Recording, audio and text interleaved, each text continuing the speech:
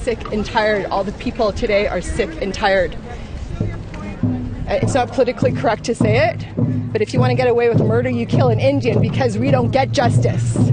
We need justice now! As the only Indigenous person in the BC legislature, NDP Minister Melanie Mark could not hold back her anger and frustration as cases of missing and murdered Indigenous women and girls continue to rise across Canada, despite a national inquiry.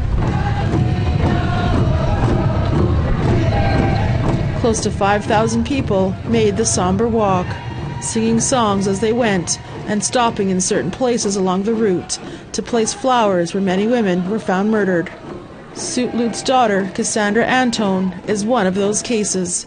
Antone was just 20 years old and the mother of a 5-month-old baby when her burnt remains were found in Richmond, BC in 1997. I used to come down here and look for her on the downtown east side because I am a day school student and I didn't get to see my daughter heal. I healed, but I never got to see her heal. And our people need to heal. The only way we'll heal is in our custom and traditions, our language, and remembering who we are. Melody Casella's late cousin, Cheryl Ann Joe, was the mother of 3 young boys when she was tragically murdered on the downtown east side in 1992. Her death inspired this march, now in its 32nd year. We have the 231 calls for justice of the National Inquiry that have yet to be fully acknowledged by the federal government. And here we stand again with AFN to hold the government accountable in hopes that something will be done so there will be acknowledgement and something done about the systemic violence against Indigenous women and girls. And Federation of Sovereign Indigenous Nations Vice Chief Ali Bear says the government has to do more. We need funding that's specific to MMIWG2S+, because we need prevention and we also need healing for our families. And we also need access to justice.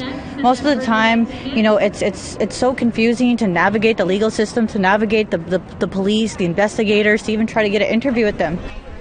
And for Marlene Jack, whose sister Doreen, her husband Russell, and their 2 young boys disappeared without a trace in 1989.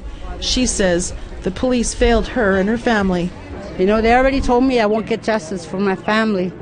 I had, after we did our search in Stony Creek in 2019, after the search, a month later, the officer that did the investigation at that time phoned me and actually told me, you might as well just give up, don't bother the police anymore, don't look for them because it's a lost cause right at this point with these so many years gone by. You know, my daughter was stabbed multiple times in the stomach, guy bit off her ear, gave her a hairline fracture. They had to do a life-saving emergency and put her on life support. Was there justice for her? No. The guy got off scot-free. He didn't get charged for anything.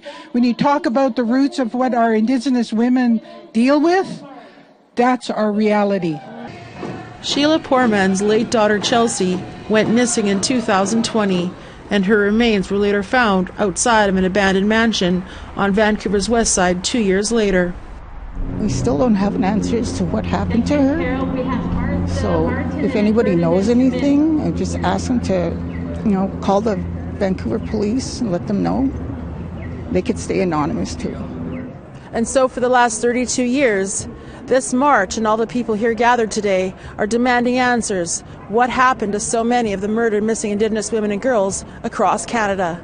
Tina House, APTN National News, Vancouver.